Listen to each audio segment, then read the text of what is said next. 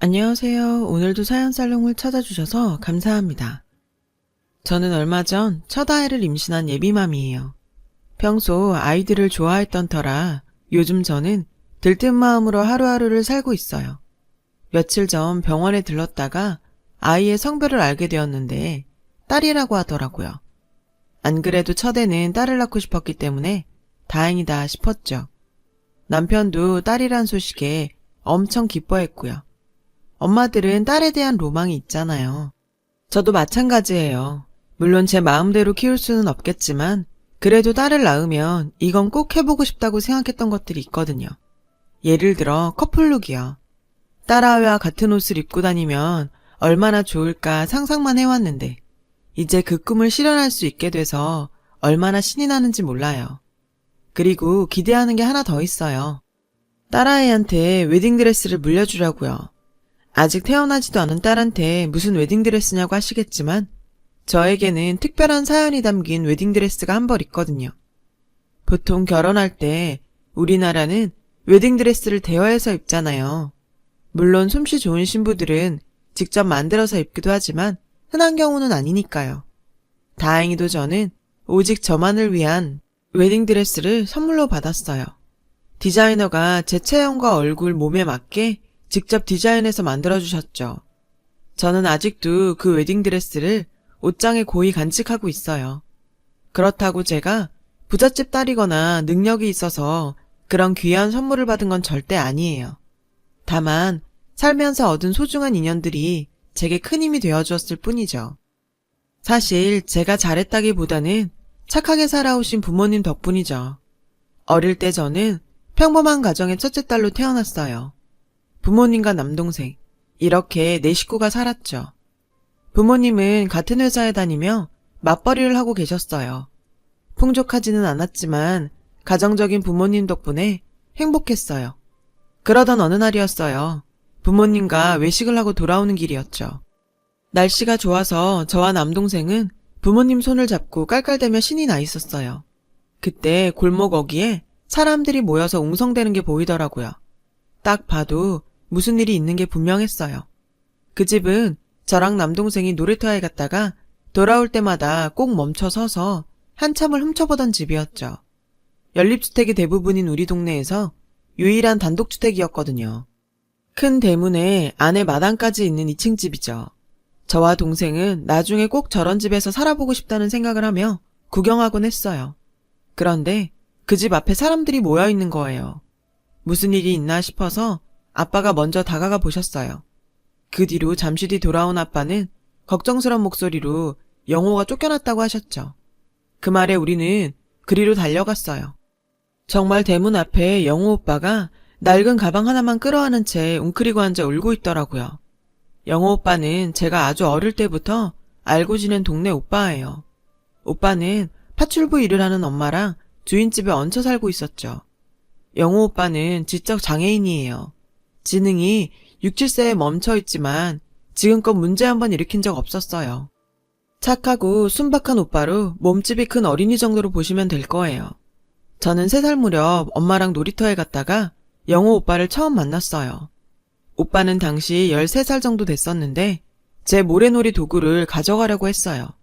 그런 오빠를 보고 제가 울자 멀리서 엄마가 다가와서 은주야, 괜찮아. 오빠가 같이 놀자고 그러는 거야. 라며 절 안심시켜 주셨죠. 그리고는 오빠한테 동생이랑 같이 놀고 싶은 거냐고 물으셨죠. 오빠는 고개를 끄덕였어요. 그날 저는 영호 오빠랑 처음 놀게 됐고 그 후로 오빠 자주 놀게 되었어요. 사실 저희 엄마를 제외한 다른 엄마들은 영호 오빠가 나타나면 자기 아이들을 데리고 피하기 바빴어요. 그분들이 나쁘다는 건 아니에요. 그 마음은 충분히 이해하니까요. 하지만 저희 엄마는 그러지 않으셨죠. 영호 오빠가 나타나면 늘 챙겨주셨고 집에 들어갈 시간이 되면 늘 영호 오빠를 큰 집이 있는 길까지 데려다 주셨어요. 그때마다 밖에 나와 계시던 아주머니는 감사하다며 저희 엄마에게 인사를 하셨죠. 그러다 보니 저도 자연스럽게 영호 오빠를 친근하게 여기면서 자랐고 시장이나 동네에서 아주머니의 오빠를 보면 서로 반갑게 인사했어요. 오빠는 자랄수록 키는 저보다 더 커졌지만 마음과 정신은 늘 유치원생이었고 어린 아이 같았어요. 그래서 오히려 더 친하게 지낼 수 있었을지도 모르겠네요. 아주머니는 영호 오빠를 다른 아이들처럼 최선을 다해서 가르치셨어요. 형편이 좋지 않아 유치원은 못 갔지만 글 읽는 법이나 간단한 덧셈 뺄셈, 그리고 무엇보다 예절 교육에 열심히셨죠. 그래서 동네 어른들은 영어만한 애도 없다시며 오빠를 좋아하셨어요. 그렇게 착하고 순한 오빠가 쫓겨났다니 무슨 일인가 싶더라고요. 오빠는 울면서 그러더라고요. 우리 엄마가 없어졌어요. 자고 일어났더니 엄마가 없어요. 결국 동네에서 가장 어르신인 할아버지가 오셨죠. 그분이 문을 두드리자 고급스러운 홈웨어를 입은 아줌마가 나왔어요.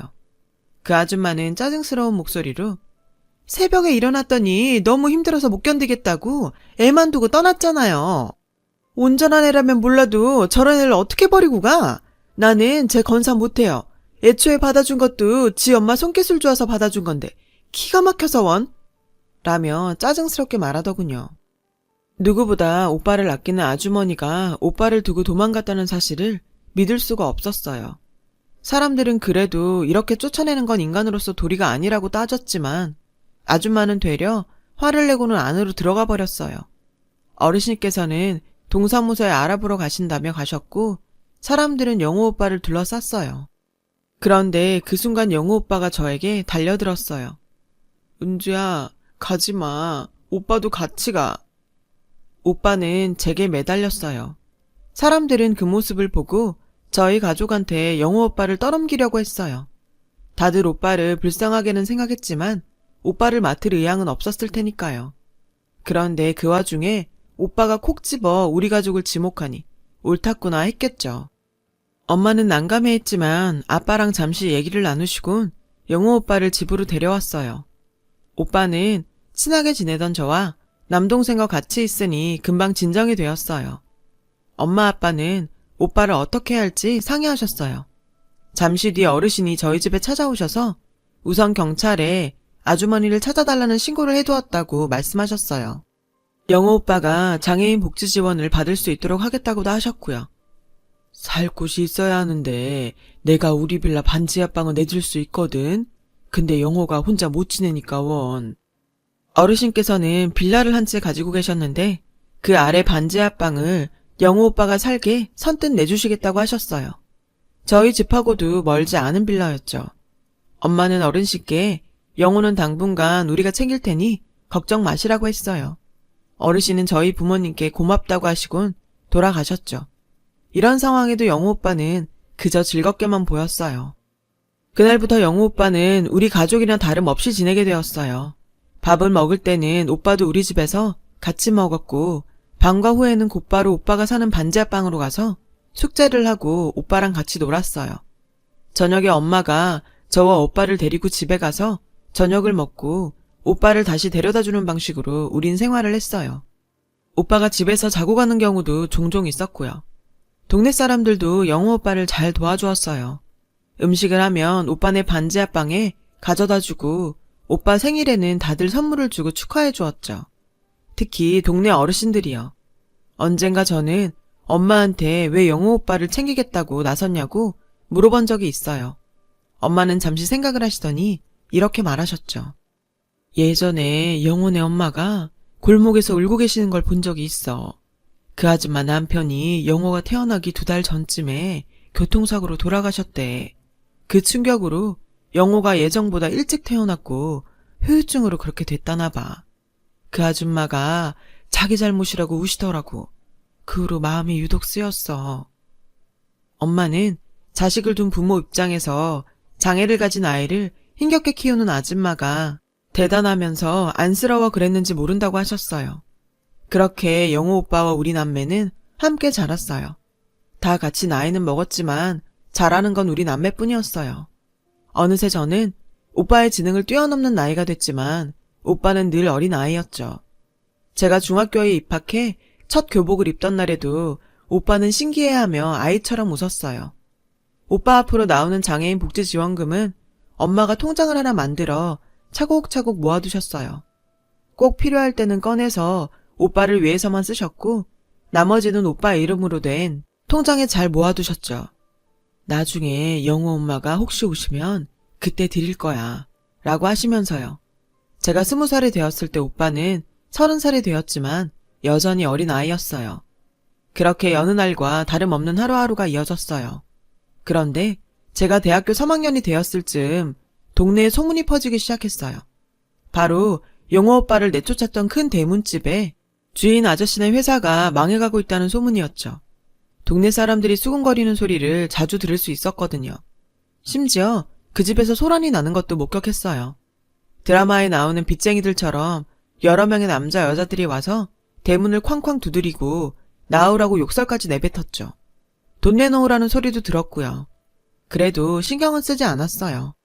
남의 집 일이기도 했고 솔직히 말하자면 12년 전에 영호 오빠를 쫓아낸 걸 보고 나서 저와 제 남동생은 더 이상 그 큰 대문집을 부러워하지 않았거든요.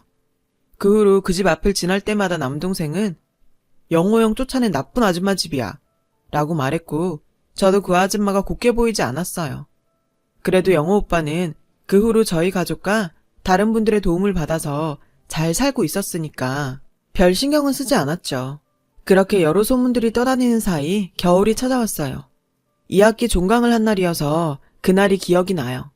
종강한 기념으로 아르바이트에서 모은 돈으로 통 크게 고기를 사들고 집으로 가는 길이었어요. 영호 오빠를 포함해서 가족들하고 바비큐 파티나 하려고요. 집으로 걸어가면서 큰 대문집 앞을 지나게 되었는데 갑자기 누가 제 팔을 휙 잡더라고요. 돌아보니 동네 아주머니셨어요. 아주머니는 제 팔을 잡고는 어머 은주 왔네. 세상에 저 꼴 좀 봐라. 라고 하시며 끌고 큰 대문집 앞으로 데리고 가셨어요. 가보니 큰 대문집 앞에는 사람들이 모여 있더라고요. 오래전 영호 오빠가 버려지던 날처럼요. 큰 대문은 활짝 열려 있어서 그 넓은 마당이 훤히 보였습니다. 그런데 마당에 놀라운 광경이 펼쳐져 있었어요. 바로 영호 오빠를 냉정하게 내쫓았던 그 아줌마가 무릎을 꿇고 있었어요. 심지어 두 손을 가지런히 모으고 빌기까지 하고 있더군요. 잘 들리지는 않았지만 내가 잘못했다고 하는 것 같았죠. 아주머니는 신이 나서 제게 말했어요. 너희 엄마 복받게 생겼다. 저 양반이 저렇게 돌아올 줄 누가 알았겠니? 아주머니 말에 저는 고개를 쭉 빼고 안을 들여다보았어요. 그랬더니 무릎 꿇은 아줌마 옆에 한눈에 봐도 고급스러운 투피스 정장을 입은 여사님 한 분이 서 계시지 뭐예요. 저분이 누구세요? 무슨 일인데요? 하고 물으니 동네 아주머니는 모르겠니? 하긴 나도 몰라봤으니까. 저 사모님이 그 양반 아니야. 여기 옛날 파출부하던 영호 엄마. 저는 너무 깜짝 놀랐어요. 제 기억 속 오빠네 아주머니는 늘 머리를 질끈 묶고 일하기 편한 몸빼 바지와 늘어진 티셔츠를 입고 계셨거든요. 머리를 우아하게 올리고 고급 정장을 입고 계셔서 못 알아보겠더라고요. 힘들어서 오빠를 두고 떠났다던 분이 어떻게 저런 모습으로 돌아왔는지 알 수 없었어요. 들리지 않는 대화가 끝나고 영호 오빠 어머니는 대문 밖으로 나오셨어요. 사람들은 그 기세에 아무 말도 못하고 물러났는데 제 팔을 잡으신 아주머니가 외치셨어요. 영호 엄마, 아까 나한테 물어봤던 영호 걷어준 그 댁 딸이야, 은주. 그 말에 오빠 어머니는 걸음을 멈추시더니 제게 오셨어요. 그리고는 제 손을 덥석 잡으셨죠. 은주니? 은주구나. 아주머니는 저를 꼭 끌어안았어요. 그리고는 흐느껴 우시더라고요. 어깨까지 들썩이며 우시는 아주머니를 우선 저희 집으로 모셔갔어요. 집에는 부모님만 계셨고 남동생은 영호 오빠네 반지 앞방에 놀러간 상태였죠. 엄마 아빠도 오빠네 어머니를 알아보지 못했어요. 오빠네 어머니는 울음을 터뜨리시면서 엄마 아빠 앞에 무릎을 꿇으셨어요. 엄마 아빠는 당황한 표정이었죠. 제가 선생님들께 정말 평생 갚지 못할 은혜를 입었습니다. 정말 죄송하고 감사합니다. 영문을 몰라하는 부모님한테 저는 영호 오빠 어머니라고 말했어요. 놀란 엄마랑 아빠는 입이 떡 벌어졌어요. 세상에, 아니 아주머니 이게 어떻게 되신 거예요? 도대체 어디 있다가 이제 오신 거예요? 옷차림은 또 어떻게... 엄마는 오빠 어머니를 일으키시고 소파로 앉혀드렸어요. 아빠는 커피를 내오셨고요. 그 후로도 오빠 어머니는 한참을 우시다가 겨우 진정하셨어요. 그리고 이야기를 시작하셨죠. 제 꿈이 언제나 영우 늙을 때까지 죽지 않고 사는 거였어요. 그런데 어느 날 건강검진 받으라고 통지서가 온 거예요. 그래서 별 생각 없이 검진을 받았어요. 그런데 병원에서 갑자기 조직검사를 해보라는 거예요. 결과가 나왔는데 암이라는 거예요. 췌장암이라고요. 치료받아도 생존율이 25%라는데 그 소리를 듣고 억장이 무너지더라고요. 그렇게 독한 암이면 내가 언제 애 앞에서 쓰러질지 모르는데 영호 앞에서 그런 모습을 보일 순 없잖아요. 그래서 차라리 깔끔하게 죽자 싶었죠.